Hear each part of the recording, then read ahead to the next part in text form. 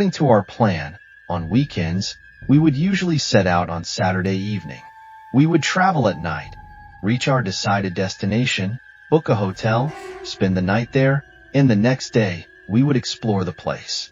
By evening, we would start our return journey and reach the hostel by nighttime.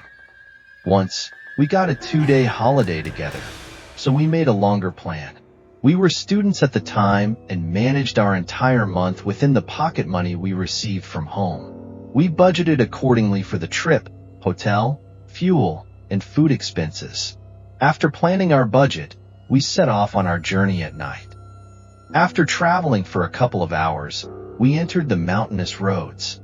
Those who have been to the northern areas would know how adventurous it is to drive in the mountains at night. The darkness around, the faint lights flickering on the slopes of distant mountains, and the deep ravines create a unique, eerie feeling. We kept moving, enjoying the journey. The paths became more deserted as we drove. Occasionally, we'd see a coaster, van, or car passing by, but mostly, our car would be the only one on the road. Behind us was pitch darkness, with only the car's red tail lights faintly illuminating the way back. The moonlight revealed the mountain peaks, creating a surreal yet haunting view. This journey was as much an adventure as it was a thrill. But soon, something happened that filled our hearts with fear. A fear we had never imagined we'd encounter.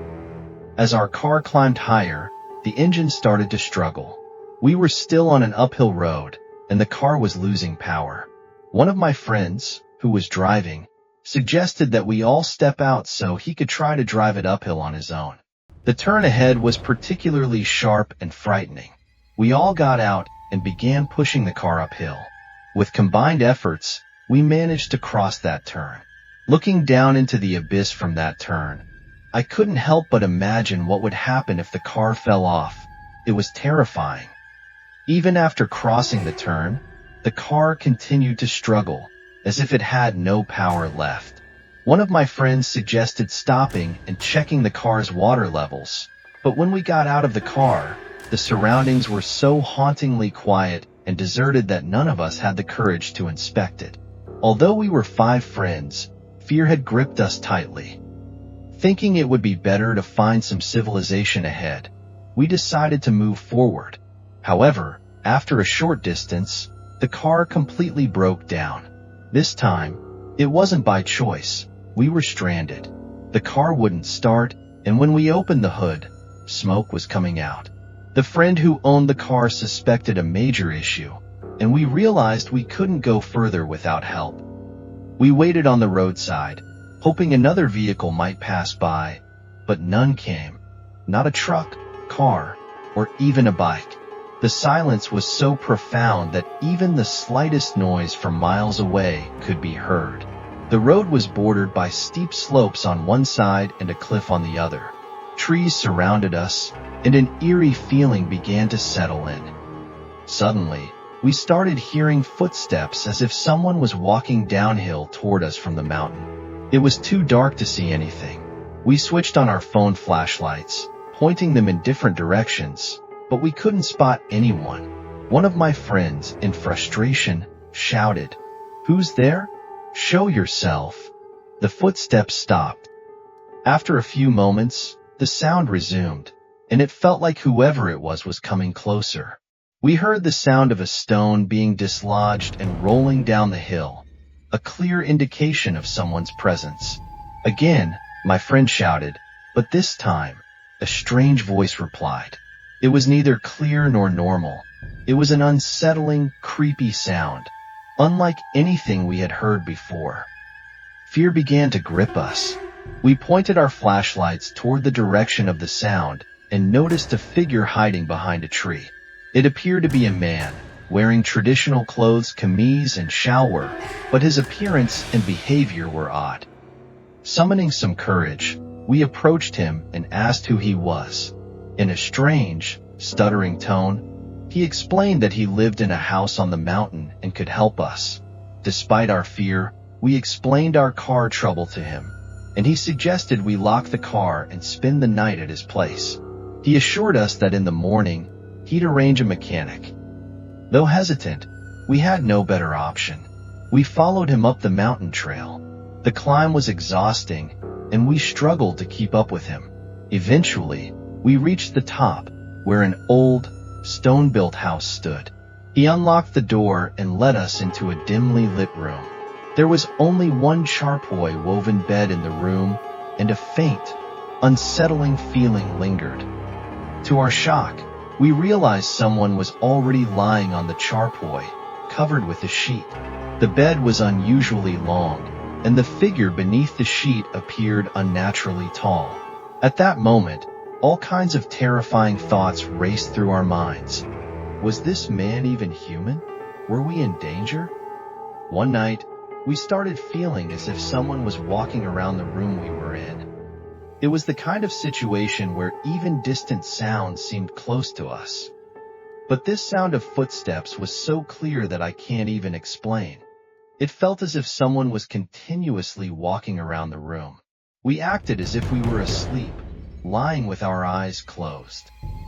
3 of us had fallen asleep, but my friend and I were still awake. Then, something strange happened. The person outside started coughing and making odd growling noises, mixing with the sound of snoring. The sound was terrifying. We just lay there, frozen in fear, eyes shut tight, repeatedly praying for the night to pass somehow. But sleep was necessary because we had a lot of work the next day, including fixing the car. Just as we were about to doze off, I need to warn sensitive or younger listeners to skip ahead because what happened next was extremely scary. As we lay there on the floor in a corner of the room, there was a cot placed nearby. That person, who seemed unusually tall, stood up from the cot. When he stood, his height was such that his head touched the ceiling. He stepped over us with one leg, heading towards the main door. We saw him clearly, though we were barely awake. Our breath got caught in our throats. He opened the door, bent down to exit, and left it ajar as he began descending the mountainside. From inside the room, in the moonlight, we could see him taking giant steps down the hill. It was like he was covering large distances in just a few steps. He soon disappeared from sight, but his presence in the moonlight was clear. As soon as he vanished, I woke up my friends. The one who was awake with me was already panicked. We explained what we had seen, locked the room, and bolted the door.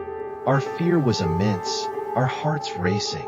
We didn't dare scream because even the sound of our own voices felt frightening. We began reciting prayers and huddled together for the night.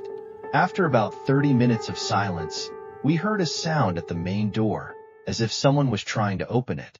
Then we heard a thud on the roof, like someone jumping. This was followed by footsteps above us, moving from one corner of the roof to the other. Finally, we decided to face our fear. We opened the main door cautiously and looked outside. No one was there. 2 of us then climbed to the roof using the stones of the old house. When we peeked over the edge, we saw the same tall figure sitting on the roof, facing the abyss of the mountain. The sight was terrifying.